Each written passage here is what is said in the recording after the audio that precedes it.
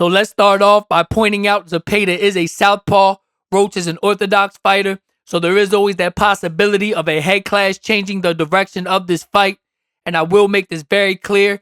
In my opinion, this is the definition of a 50-50 fight, and it is for the vacant WBC World Lightweight title. Now, I have noticed some fans on social media have automatically jumped to the comparison of the Roach vs. Isak Pitbull Cruz fight to determine how this fight may end up going because, like Cruz, Zepeda is also a front foot Mexican pressure fighter. However, Cruz is orthodox. Again, Zepeda is a southpaw, so that comes with its own challenges.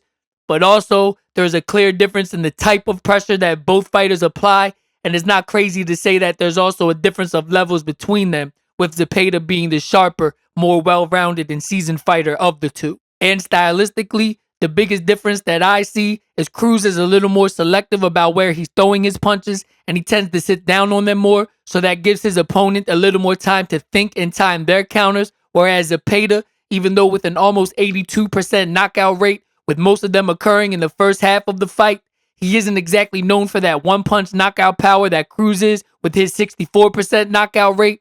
Instead, Zepeda will break his opponents down by swarming them with non-stop various combinations that he puts together by mixing up body shots and going upstairs in unpredictable sequences, basically capitalizing on any openings that he sees to overwhelm his opponents. But Zepeda is also overall more defensively responsible and has a better understanding of distance, so you most likely will not see him just standing in the pocket, trading punches with opponents like Cruz does. He might step in and use his shoulder to push his opponents back to make it a more physical fight, but he does like to stay at a more comfortable range. And something else that I like to address, there are also some fans that believe due to Shakur Stevenson's success in beating Zepeda last July that he kind of set the blueprint for Roach to follow in this fight. Just being honest here, Roach is a good fighter. Some would even say a very good fighter. However, Shakur at this point has proved that he is great, and if not the greatest, most complete fighter of this era. So yes, in a sense, Roach can obviously take what he learned from watching that fight and apply it to his own strategy. However, Roach's abilities in the ring aren't exactly on the same level that Shakur's are. So as far as how I see this fight going, I mean, we already know what Zepeda is going to do. Come forward, try to drown Roach with relentless but intelligent pressure. But because he is such a high volume puncher and does invest a lot of energy in the earlier rounds to attempt to drain and overwhelm his opponents, in the second half of the fight, Zepeda's activity does seem to decrease, which is something I believe Roach can take advantage of as long as he can withstand that onslaught in the earlier rounds, which he should be able to, because Roach has proved that he is durable. However, the fact still remains that going into this fight, he has not faced this type of pressure at this level before. Now, personally, I believe for Roach, his best game plan is something similar to how he fought and stopped another pressure fighter named Fergal McCrory, which is constant foot movement, utilizing angles, short but sharp and effective body shots on the inside whenever Zepeda gets too close. But one important thing that stands out to me is also incorporating punching in between Zepeda's shots, especially in the earlier rounds, which is risky because it does also leave Roach open to be countered. But I would say it is a necessary risk just to set the tone and plant that seed in Zepeda's mind that if he chooses to get too reckless with letting his hands go, there is always the possibility of being punished. Not to mention, Roach can take advantage of the openings Zepeda creates when he throws.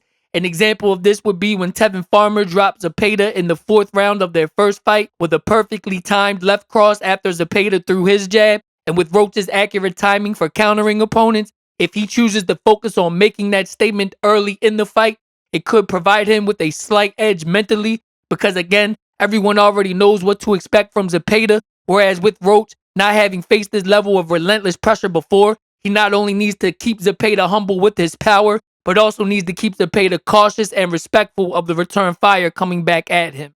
Another thing that I feel Roach should actually take note from Tevin Farmer's fights against Zepeda is to be mindful of trying to keep the fight as close to the middle of the ring as possible and not staying against the ropes for too long. Because against the ropes is the danger zone for an opponent in the ring with any pressure fighter, and especially William Zepeda.